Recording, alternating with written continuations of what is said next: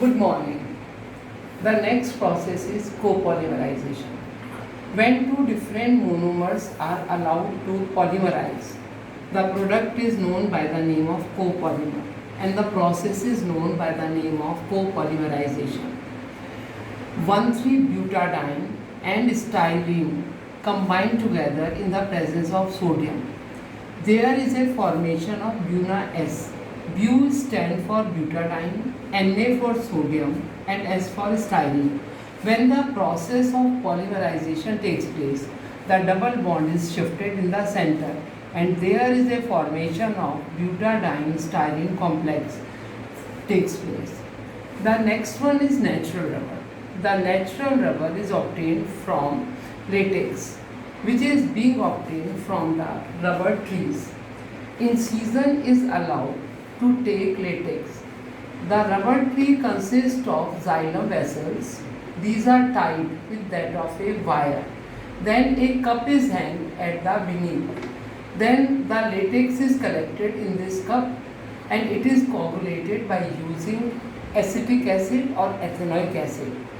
If we see the structure of natural rubber, it is 2-methyl-butadiene or isoprene. It is polymerizes to give 2-methyl-polyisoprene. It is a cis polyisoprene where double bonds are present between the chains to it. The natural rubber is sticky. It is having very less abrasion capacity. It has more water absorption capacity. It sticks. It becomes brittle at the lower temperature. So, to improve the properties of natural rubber, the vulcanized rubber is prepared. There is a very interesting story behind the formation of vulcanized rubber.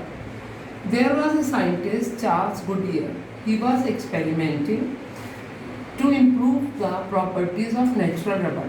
By chance, there was a container containing sulfur that falls on the natural rubber. When it was heated, the rubber became more hard, its properties improved, and then the formation of vulcanized rubber takes place. The sulfur forms cross links between the carbons to it.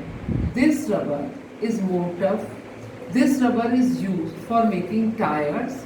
Now I will tell you about the synthetic rubber.